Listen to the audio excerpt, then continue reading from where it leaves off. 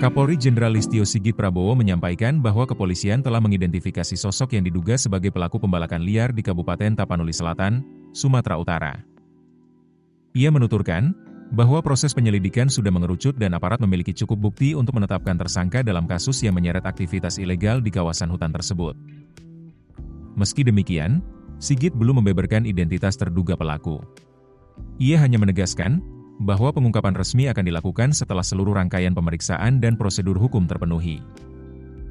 Aktivitas pembalakan liar itu sebelumnya diduga menjadi salah satu faktor yang menyebabkan kayu gelondongan terseret arus saat banjir melanda wilayah tersebut. Tim Satuan Tugas, Satgas, kini memperdalam proses penyidikan terkait praktik pembalakan liar di kawasan tersebut. Langkah ini diambil sebagai respons atas instruksi Presiden Prabowo Subianto, yang meminta penanganan cepat terhadap faktor-faktor penyebab bencana. Kapolri Jenderal Listio Sigit Prabowo menegaskan bahwa aktivitas ilegal itu turut memperbesar potensi banjir di sejumlah wilayah.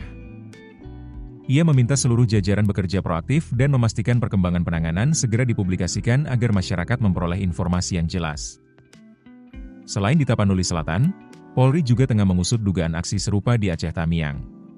Namun, Sigit belum memberikan rincian lebih jauh karena masih menunggu laporan lengkap dari tim investigasi di lapangan. Ia menyampaikan bahwa Satgas masih melakukan pengumpulan data dan keterangan, sehingga hasilnya baru dapat dipaparkan secara resmi setelah proses pemeriksaan tuntas.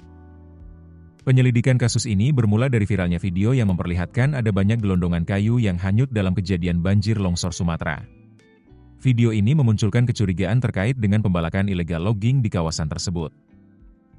Sejumlah video menunjukkan bahwa kayu-kayu yang hanyut sudah dipotong-potong dengan amat rapi. Bahkan, di beberapa kayu memiliki stiker bernomor, seolah kayu-kayu tersebut memang sengaja dipotong untuk dipasok. Viralnya video itu lantas membuat pemerintah bergerak cepat melakukan penyelidikan.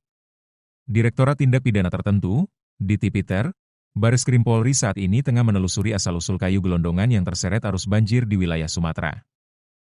Dirtipiter Bareskrim Polri Brigjen Pol Mohir Hamni menyampaikan, hingga kini belum dapat dipastikan dari mana kayu-kayu tersebut berasal. Namun proses pendalaman terus dilakukan oleh tim investigasi. Sementara itu, Direktur Jenderal Penegakan Hukum, Gakum, Kementerian Kehutanan Dwi Janwanto Nugroho menjelaskan, material kayu tersebut berpotensi berasal dari berbagai sumber, mulai dari pohon lapuk, pohon tumbang, sedimentasi sungai, area bekas penebangan yang sah, hingga penyimpangan oleh pemegang hak tanah maupun aktivitas penebangan liar. Download aplikasi Kontan sekarang di App Store atau Play Store. Keputusan bisnis terbaik datang dari data, bukan tebakan. Mudah berlangganan Business Insight dengan subscribe with Google.